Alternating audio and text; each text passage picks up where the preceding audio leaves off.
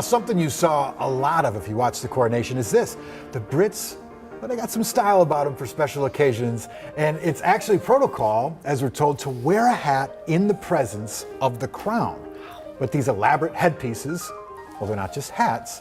In the UK, they're called fascinators. There's a lot of really cool ones this morning, that's for sure. And if you're likely to see a lot more of those this afternoon at the Kentucky Derby. They get a little bigger in the U.S., right? It's like Hat Day. This is a great day. Yes, it's. I had the opportunity to meet a local gal who creates these works of art for people all over the world. Karen Morris. She has quite the story, and actually this weekend she is participating in a craft show at the Smithsonian in Washington, D.C. So we caught up with her on Zoom.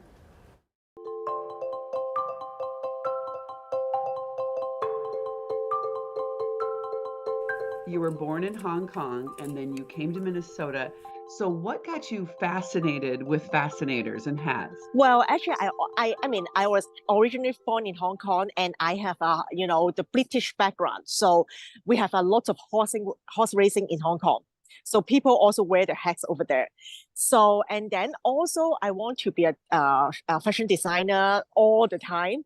And there's a coincidence in 2010. There's some royal wedding over the on the TV, and then I got inspiration. I'm thinking, okay, so I should start my dream, Oh wow! And yeah, that's why. So I just try to learn. I self-taught at the first years, and then just like a hobby. But it became my career. With the coronation this morning and the Kentucky Derby this afternoon, I mean, this is your Super Bowl, right? Yes, yes, it is. Always very busy, since everybody wants to have a custom hat for Kentucky Derby. Your hats are created here in Minnesota, but I noticed you're selling them in shops all over the world. So congratulations. But you've had some VIPs in the past that have asked you to make them hats, right? Yeah. So I'm very lucky. So for example, like 4 years ago or 5 years ago, Revolution asked me to custom make a hat for her to the Billboard Award ceremonies. Nicki Minaj wear my hats in the Vogue magazine, and also the NBC, the reporter Britney, and she wear my hat in the Kentucky Derby for reporting the show. You've obviously achieved your goals as a young person. So what would your advice be? Actually, I feel like over the years, especially in Minnesota, so we are more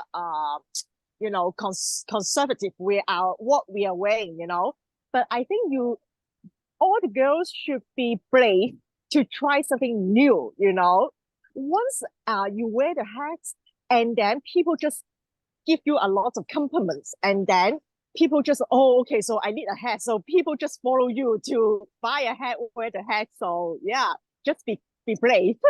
Be brave, be confident in your art, right? Yes. Oh, well, we saw a number of hats this morning, and I'm sure we'll see a number of phenomenal hats this afternoon.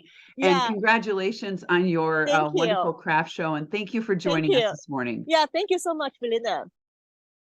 Well, we wish her well. In fact, by the time I chatted with her, she'd already sold a bunch. She only brought 40 down there, and the craft show actually goes until Sunday, so we'll see what she ends up with. It takes her nearly a day to a day and a half to complete one hat. I mean, they're just works of art, and they can be found in distinguished boutiques, in fact, all over the world. And her Northeast Minneapolis studio is a really great place. You can find her as well, and also online. Karen also loves to teach hat making locally and internationally, so her hope is to bring this lost craft back to life. So if you want to check her out. It's amazing. And we're talking about, again, it's like, where do you sell your hats? On Amazon or Etsy? And it's like, no, I'm at the Smithsonian in Washington, D.C. That's it's where amazing. I'm at.